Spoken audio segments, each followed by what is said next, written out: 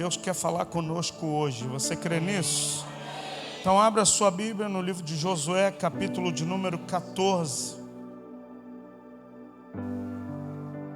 Josué capítulo 14, eu quero pregar sobre o tema Você ainda tem fome? Olha para o seu irmão e diz assim: você ainda tem fome? Você que está na sua casa, vai assistir esse culto, você ainda tem fome? Você é da mídia, você ainda tem fome? O tema da mensagem, você ainda tem fome?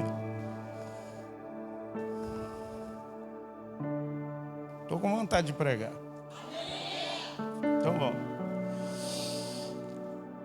Josué capítulo 14, verso de número 6. Pastor, por que dessa palavra, você ainda tem fome? Eu e a pastora começamos ontem. Cadê ela? Foi arrebatada?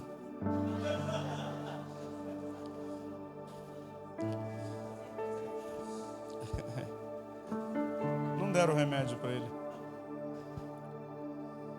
Eu e a pastora começamos ontem um procedimento para a gente cuidar da nossa saúde. Oh, glória de você, ela está chorando. Por isso que eu perguntei onde é que ela estava. É bom. E me fez pensar algumas coisas. Quantas vezes a gente está aqui, mas a nossa cabeça, o nosso coração está tão longe daqui. E a gente vai entender o texto bíblico de Isaías que diz: olha, esse povo me honra com os lábios, mas o coração está longe de mim.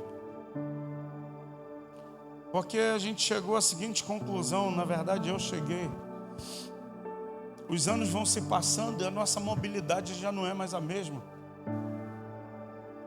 A gente se cansa com mais facilidade. E se tem um negócio que a gente precisa para que a gente viva esse avivamento que Deus está propondo para nós, a gente não perder, sabe, a essência dos primeiros dias, a gente perder a essência daquilo que Deus tem para fazer na nossa vida. E quando eu estava pensando nessa palavra, Deus foi trazendo no meu coração algumas verdades que eram tão fortes, tão pulsantes dentro de mim.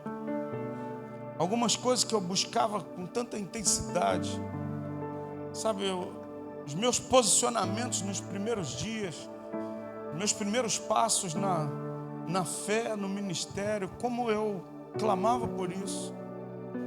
E a pergunta veio: você perdeu a fome? Porque hoje a gente tava eu e a Santinha junto. Eu falei assim: eu estou com uma fome terrível. Eu falei: sustenta aí até o final agora. Tu foi inventar a parada, agora sustenta, fica firme aí. Vamos lá. Josué 14. Eu pensei que tu tinha saído daqui para comer. Eu falei: cadê ela? Eu ia atrás de você. Ah, muito bem. Fica firme. Versículo 6. Está todo mundo proibido de vender trufa e brownie para ela. Olivia, você perdeu a cliente fiel, tá? Mas Deus vai te abençoar com muitas outras clientes. Amém. Vamos lá. Chegaram os filhos de Judá a Josué. Ela vai falar quando chegar em casa. Você falou isso, né?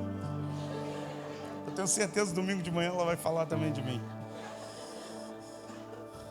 Chegaram os filhos de Judá a Josué em Gilgal. E Calebe, o filho de Jefoné, o quenezeu, lhe disse: tu sabe que o Senhor falou a Moisés, homem de Deus, em Cades Barneia, a respeito de mim e de ti. Tinha eu 40 anos quando Moisés, servo do Senhor, me enviou a Cades Barneia para ir espiar a terra. E eu lhe relatei como sentia no coração. Mas os meus irmãos subiram comigo, desprezaram o povo. Eu, porém, perseverei em seguir o Senhor meu Deus.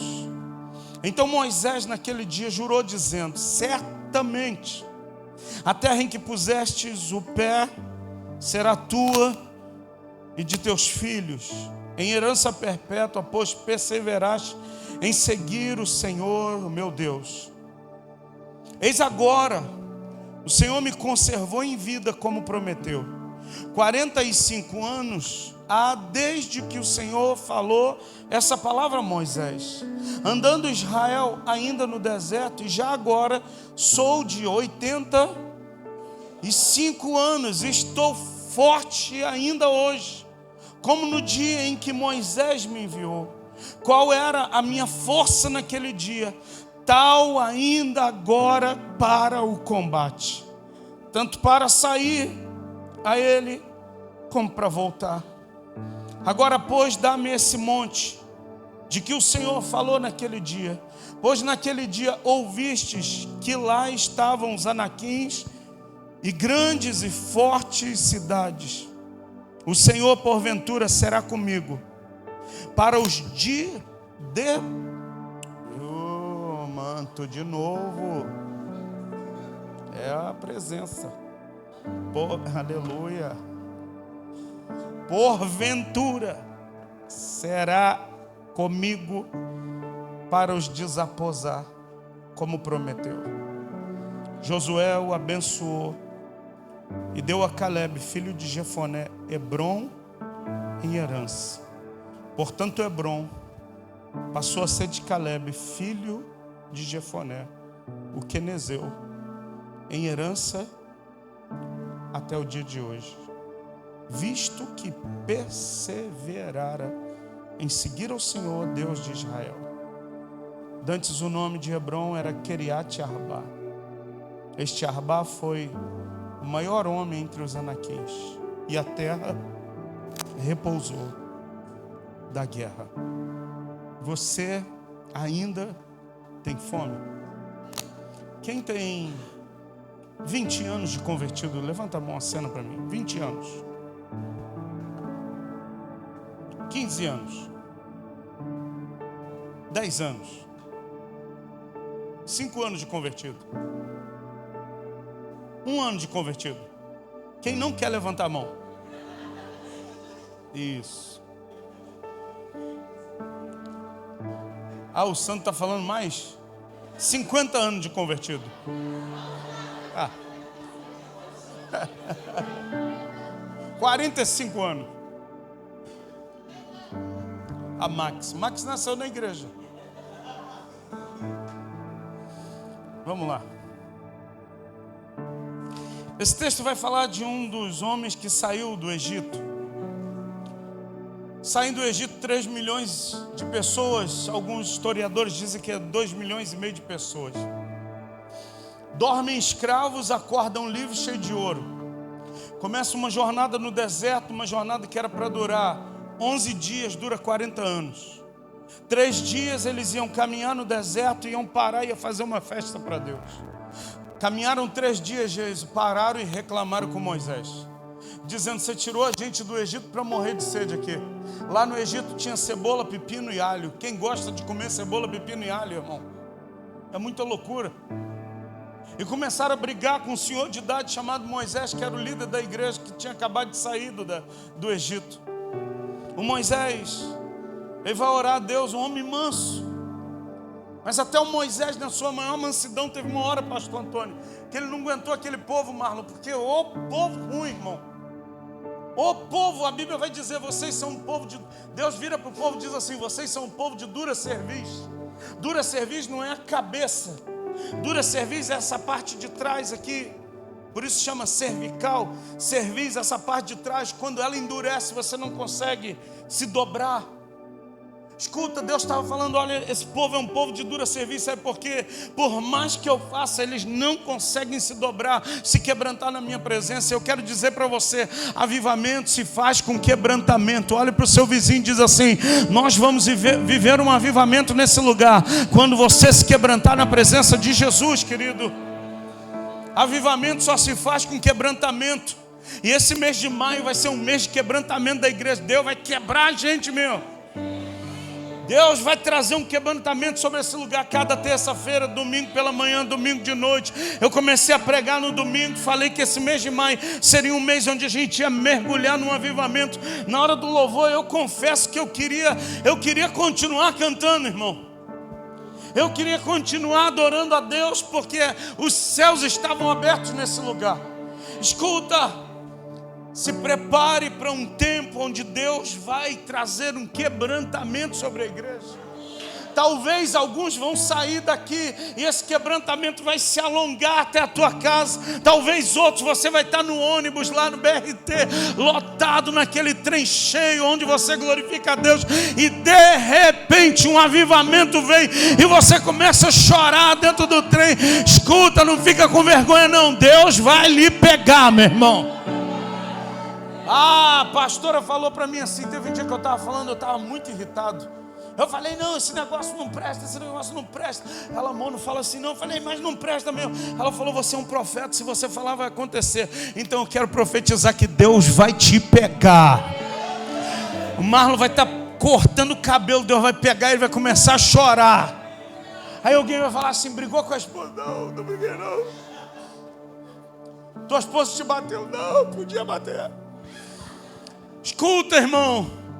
Que esses dias Deus traga um quebrantamento sobre a igreja de Jesus, para a gente se arrepender dos nossos pecados, para a gente se voltar para Ele em súplica, em oração, e para a gente compreender quanto a gente está longe de Deus e o quanto a gente precisa estar perto de Deus. Escuta, quanto mais perto de uma fonte de luz, mais claro fica a impureza que está dentro de você. Quanto mais a gente se aproximar de Deus, mais claro vai ficar nítido o nosso pecado. Mais a gente vai dizer, Deus, perdoa o meu pecado, pois sou homem de lábios impuros, habito no meio de um povo de impuros lábios, e os meus olhos estão vendo a glória do Senhor. Você está entendendo isso, irmão? Escuta, esse povo de cerviz dura, caminho no deserto. Serginho, era para ser 11 dias. 11 dias, Lívia, durou 40 anos. E cada ponto eles reclamavam. Moisés vai subir até o monte, Deus ia entregar as tábuas da aliança para ele. Moisés demora, aquele povo diz assim, ô Arão, teu irmão está velho, cara. Ele deve ter morrido lá em cima do monte. Todos os outros povos têm um Deus, a gente não tem um Deus. Faz um Deus para a gente. Porque o Moisés estava muito velho, deve ter morrido. Aí o bocó do Arão pede assim, me dá ouro. Escuta, o ouro que era para uma finalidade nobre, eles estão jogando ouro fora para construir altares, para construir bezerro. Escuta, quando a gente está pronto para viver um avivamento, se liga, porque Deus vai trazer recursos, mas os recursos têm propósitos. Acho que você não pegou não, meu irmão. Nesse tempo de avivamento, Deus vai começar a trazer recursos financeiros, mas os recursos têm um propósito, é para promover, produzir o reino de Deus e para gerar um avivamento. Mas quando eu não tenho olhos para isso, eu pego o recurso que era para algo nobre e começo a desperdiçar o recurso. Abraão pega o ouro de todo mundo, vai fundir um bezerro de ouro, e o povo começa a celebrar aquele Deus chamado de bezerro de ouro. Deus vira para Moisés lá em cima e diz assim, corre porque o teu povo, Deus não estava falando nem mais do meu povo, corre porque o teu povo já está se corrompendo. Eles estão descendo. O Josué diz assim, ô Moisés, eu estou ouvindo som de festa. Eu estou ouvindo alarido de festa. Moisés já sabia, o povo está corrompido. Quando Moisés desce do monte, tem um bezerro de ouro feito, e o povo adorando aquilo. Você tem noção? Que povo era esse? Eles começam a caminhar do deserto. Eles dizem, Moisés, a gente está cansado dessa comida do deserto. Olhe para mim aqui, para pensar só um instantinho. Todo dia, logo que amanhecia, eles saíam das suas tendas e a terra estava lotada de pequenas sementes, que eles batiam aquelas sementes e produziam o alimento deles. E eles, quando comiam aquilo, eles chamavam aquilo, sabe de quê? Maná. Pastor, o que significa maná? Maná significa, o que é isso? Você já comeu uma coisa muito boa, Rodrigo? Quando você comeu, você falou assim, que isso, hein, Maiara? Que comidinha é essa que tu fez, hein, mulher? Você já comeu alguma coisa e você falou assim, que isso? O Aline, quando eles comem do maná, eles... Uau, Moisés, que é isso, hein? Só que escuta, eles comiam maná de manhã, de tarde, de noite, na ceia da noite eles comiam maná. Só que eles chegam um tempo que eles falam: a gente não aguenta mais essa comida desprezível, eu quero comer carne. E começaram a bater panelaço, irmão, me dá carne, Moisés, a gente quer carne. Aí o Moisés, que era um homem muito manso, ele fala: Deus, o povo enjoou do maná, o povo quer carne. Deus fica irado e diz assim: Moisés, eu vou fazer vir um vento, esse vento vai trazer cordonize. Pastor, o que é cordonize? Codorna. Mas vai vir tanto, Moisés, essa turma vai comer, que eles vão comer tanto, que vai sair carne pelo nariz. Moisés, mas põe essa turma para comer carne. Deus estava muito irado, irmão. Escuta, não é diferente nos dias de hoje. Faz sol, que calor do inferno. Chove, que chuva miserável, vai alagar tudo. Faz frio, ai, não aguento o frio. Você tem ar-condicionado, caramba, a luz está cara pra caramba. Você está comendo carne, caramba, enjoei de comer carne. Você vem para a igreja, ai, o pastor, ele bota esse ar-condicionado e gela. Povo de Israel, ah, eu não ia perder essa viagem nunca, nunca na minha vida. Tava calor, ai, pastor, em vez de botar um ar aqui, agora tá com ar. Misericórdia. Tem uns irmãos que já deixam o casaquinho já penduradinho na igreja, irmão. Eita, povo de Israel. Ainda fica espraguejando, falando: culpa do pastor. Corrige ele, Deus. Escuta, essa turma sai do deserto. Só que Deus espera até o último morrer. Pensa comigo, 3 milhões de pessoas. Todo dia morria alguém. Morria mais um. Quando morre todo mundo, só ficam 2 caras que saem do Egito: Josué e Caleb. Os 2, até o Moisés não pode entrar. Porque o Moisés, o homem mais calmo, mais tranquilo, num dia ele se irou. Deus falou assim: você vai pegar o teu bordão e você vai tocar na rocha. Quando você tocar na rocha vai sair água. Mas o Moisés estava tão irado com o povo que ele pega o bordão e ele bate na rocha, começa a jorrar água. Deus fala assim: Moisés, era para você falar com a rocha, mas como você feriu a rocha, você também não vai entrar na terra. Agora escuta, irmão, a Bíblia vai dizer que não tinha profeta na terra igual a Moisés. E se Deus deu um cartão vermelho, falou: Moisés, tu não entra. Tu acha que eu e você somos melhorzinhos do que Moisés? Ô, irmão, se situa, santo. Se liga, mano. Você acha que você eu sou queridinho do papai? Se liga, mano. O Moisés era o cara. Deus falou: Moisés, eu vou te deixar ver a terra, mas tu não entra nela. Então eu quero dizer para você, Deus tem algo para fazer na nossa vida como igreja. Deus tem algo para fazer na sua vida. Deus tem algo para revelar muito poderoso na sua família. Deus tem algo muito grande para realizar dentro de você. Mas escuta, não perca o alvo. Não perca o foco. Já viu aquele irmãozinho que quando ele fica nervoso ele xinga palavrão? Aqui não tem não. Só em outro canto. Ele fica chateado, ele não vem para a igreja e come o chocolate até cansar. Não, é porque chocolate vai bem, pastor. Vai. Depois reclama que a roupa não está cabendo. Escuta, são nos dias maus que a gente determina qual é o tamanho da nossa fome por Deus. São nos dias difíceis que a gente vai determinar qual é o tamanho de quanto eu desejo mais da presença de Deus. Você está entendendo, seu pastor, sim ou não? Olha o que diz o texto, versículo de número 7. Entra só Josué e Caleb. Eles saem, eles tinham 40 anos quando recebem a palavra. Quando eles entram na terra, escuta, ele tinha só 40 anos a mais. Porque o povo dura 40 anos no deserto. Quando ele recebe a palavra e sai, ele tinha 40. Ainda 5 anos até tomar posse da terra.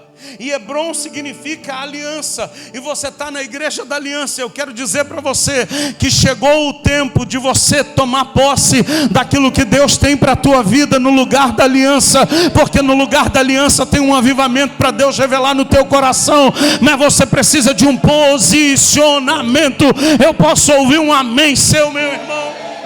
Verso 7 diz assim: tinha eu 40 anos quando Moisés, servo do Senhor, me enviou de Cádiz Barneia para espiar a terra. E eu relatei como sentia no coração. Mas os meus irmãos subiram comigo, desesperaram o povo. Eu porém, escuta, o tamanho da tua fome determina o quanto você está disposto a perseverar. Desistente, naturalmente, geralmente, são pessoas que não têm fome por Deus. Agora pega alguém perseverante. É alguém que anseia por mais de Deus. É alguém que deseja, Deus, eu estou igual a corça, eu anseio pelas correntes das águas. Ou será que você é aquele irmão tobogã? Ora está lá em cima, outra hora está lá embaixo. Ora ele está lá em cima, ele está um dia aqui, irmão, ele gira no manto, ele dá cambalhota, ele fala em língua estranha, entrega a profecia. No outro dia, cadê aquele irmão? Não vai para a célula, não atende telefone, não atende pastor, não quer conversa com ninguém, se tranca num quarto escuro, não quer tomar banho. Escuta, o tamanho da tua fome por Deus determina o quanto você vai permanecer de pé e inabalável pelo Senhor. Qual o tamanho da tua fome por Deus? Bate no ombro do seu vizinho aí, pergunta a ele: qual o tamanho da tua fome por Deus? O quanto você tem fome por Deus? Eu, porém, perseverei em seguir o Senhor, o meu Deus. Verso 9, você está comigo? Então Moisés naquele dia jurou, dizendo: certamente a terra em que puseste o pé será tua e os teus filhos em herança perpetuamente, pois perseverastes em quê? Escuta, não é perseverou para ter um pedaço de terra, não é perseverar para ter algo dessa terra, não. Ele perseverou em seguir ao Senhor. Eu quero dizer que um avivamento vai vir para aquele que está decidido: eu vou perseverar em seguir ao Senhor. 1000 podem cair ao meu lado, 10.000 à minha direita, mas eu não serei atingido. Eu vou continuar perseverante, eu vou continuar olhando para Ele, aquele que é o autor e consumador da minha fé. Você está entendendo isso, meu irmão? Agora escuta, 2 coisas que eu quero dividir com você e eu vou encerrar a mensagem por causa da hora. Eu estava pensando, a gente vai envelhecendo e a gente vai perdendo, sabe o que? A flexibilidade. Se você não se movimenta, você perde a flexibilidade. A gente foi fazer uma consulta e o médico dando a consulta para mim e para a Cristiane, e aí ele deu uma aula da anatomia e falou do músculo, falou da gordura, falou de um monte de coisa, e foi falando. Ele falou assim: pastor, sabe por que uma pessoa ela envelhece e ela começa a ter dificuldade de se mover, de se movimentar? Porque depois dos 40 tem um processo que acontece no corpo humano chamado sarcopenia. A sarcopenia é o número de massa magra, de músculo vai diminuindo. E o que você precisa no teu corpo para você ter flexibilidade é de músculo. Se você perde músculo, você perde flexibilidade. Irmão, quando eu estava pensando nisso, eu falei: cara, tem um monte de crente cheio de sarcopenia espiritual. Tem um monte de crente que não tem mais músculo porque ele não se movimenta. O poder de Deus está caindo na igreja e ele está inerte. A nuvem de Deus está se movendo e ele está inerte. Deus está fazendo, ele está inerte, não se move. Não se move segundo aquilo que Deus está se movendo. Escuta, esse mês de maio será um mês onde Deus vai mover a glória dele nesse lugar. Amanhã a gente começa 6 horas da manhã, leitura do livro de Salmo. Se você não tem sarcopenia espiritual, você vai estar lá 6 horas da manhã. Se você tem músculo espiritual, você vai buscar se exercitar. Eu não ia falar, mas eu vou falar. Tem gente que se aplica no... Mas as disciplinas espirituais estão longe. As disciplinas espirituais estão na última escala de valores sua. Pastor, não é para mim fazer um exercício, para mim ter uma vida mais saudável. É lógico que você tem que fazer. Mas eu não posso fazer isso sem abandonar o que é principal.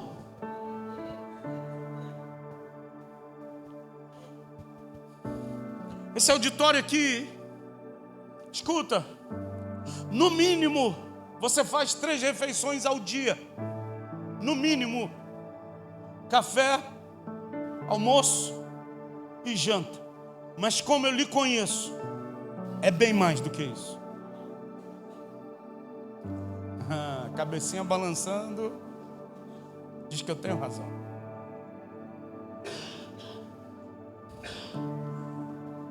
E ler a Bíblia e orar e buscar a face de Deus e perguntar a Deus: Deus, o que o Senhor quer de mim? Não é chegar para Deus com uma lista: Senhor, estou precisando disso, estou precisando daquilo, faça isso também. Já ia esquecendo, mais isso aqui, como se Ele fosse o nosso empregado e a gente fosse o Senhor que dita ordens. Qual foi o dia que você parou um tempo de oração e disse: Deus, o que o Senhor quer de mim? Qual o teu projeto para mim? Qual o teu plano para mim? O que o Senhor pensa a meu respeito? Porque a Bíblia diz: eu sei os pensamentos que tenho a vosso respeito, pensamentos de paz e não de mal. Ele tem pensamentos com o Júnior, ele tem pensamentos com a Ana, ele pensa a respeito da Andressa. E qual é o dia que a gente parou? O Alexandre parou e disse: Deus, o que o Senhor pensa de mim? Eu estou doido para casar com a Raíssa. Eu não aguento mais, Jesus. Mas o que o Senhor pensa? Qual foi o dia, irmã Marcia Ângela, que a senhora parou? A senhora parece um trator. Anda de um lado, vai para o outro. Eu ligo para ela: estou aqui, pastor, estou trabalhando aqui. Daqui a 10 minutos eu estou trabalhando lá. E eu estou fazendo isso. Qual foi o dia que parou e falou: Deus, o que o Senhor quer? Eu vou parar tudo, porque eu quero te ouvir. Escuta, avivamento não vem por causa do nosso movimento. Vem por causa, Juliana, do movimento dele, que eu acompanho o mover dele. Avivamento não é algo que eu produzo. Avivamento é algo que começa no coração de Deus. E eu só faço a leitura: Deus está requerendo isso, Deus quer isso da minha vida, e eu me lanço para aquilo que Ele quer para a minha vida. Avivamento não é a gente ficar aqui no culto falando em língua estranha, apesar de isso acontecer. Avivamento não é eu sentir arrepios, apesar de acontecer arrepios. Avivamento não é eu ouvir sons, apesar de eu ouvir sons. Avivamento é Deus se movendo dentro de mim, através do seu Espírito.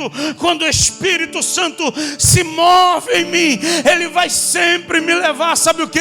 Para um lugar onde eu reconheço quem Ele é, quem eu sou, o que Ele fez por mim, a misericórdia dEle na minha vida. Isso sim é avivamento. Lucas capítulo 5, eu preciso encerrar. Versículo de número 37. Lucas 5, na verdade 33. Disseram-lhe eles, os discípulos de João, e bem assim dos fariseus, frequentemente jejuam e fazem o quê?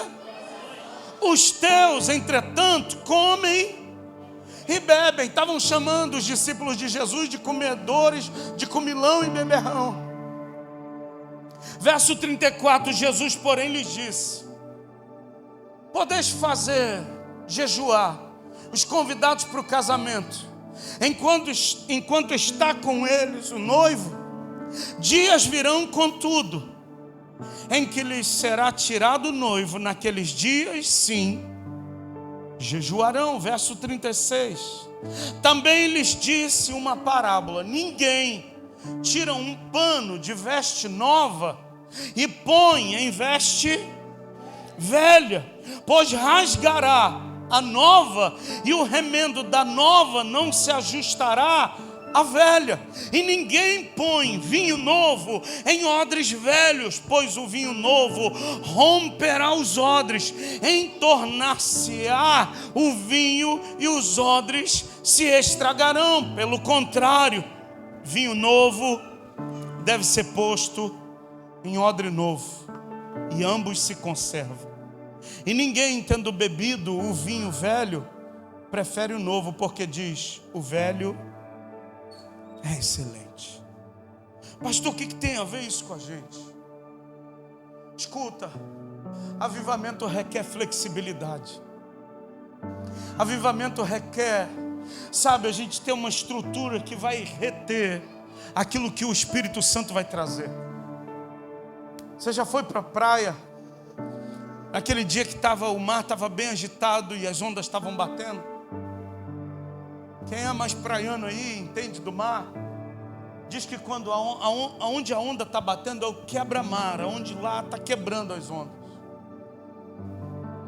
Só que escuta, a onda quebra, a água chega lá em cima, e depois ela retorna para o mar de novo e faz um movimento, pá, estoura e vai lá em cima. Pastor, o que é isso? É assim o movimento do avivamento. Quando a onda vem e quebra, escuta, se você estiver no quebra-mar, você não sabe onde está, o que está acontecendo. Se você continuar lá, vem outra onda, pá, na cabeça. E aí você, como bom carioca, toma um caixote e rola. E aí você vai levantar com a cabeça cheia de areia, vem outra onda e pá, e te arrebenta de novo. E aí você já não tem mais noção de onde você está. Escuta, assim um avivamento. A onda bate, estoura, vai lá em cima, mas depois a água retorna para o mar. O que Deus vai fazer aqui vão ser como ondas que vão estourar aqui do Espírito. Só que a gente precisa cavar buraco. A gente precisa cavar e armazenar, porque quando a água vier, Ângelo, a gente tem que manter a água aqui, porque a gente não sabe qual vai ser o próximo movimento, Gabriel. Sabe, a próxima onda que vai estourar, João. Então Deus está preparando a nossa vida. Esse mês de maio será um mês de preparo. Sabe, porque quando as ondas vierem, a água estourar, a gente vai armazenar. Mas eu só consigo isso se eu tiver uma estrutura flexível para receber as águas do Espírito Santo. Você está entendendo isso, sim ou não? Eu queria orar com você. Eu tinha algumas outras coisas para compartilhar, mas eu preciso orar com você. Eu quero respeitar o seu horário, que eu quero que você esteja aqui terça-feira que vem. Terça-feira que vem vai estar com a gente aqui um pastor de lá da Bahia, chamado Pastor Cris. Ele está aqui no Rio de Janeiro fazendo algumas ministrações em algumas igrejas. Ele vai estar aqui com a gente na terça-feira. E ele tem um ministério chamado Profetas em Movimento. E se a gente precisa se mover, e se um avivamento requer movimento, Deus vai levantar na próxima terça-feira os profetas que vão se mover segundo aquilo que é a vontade de Deus.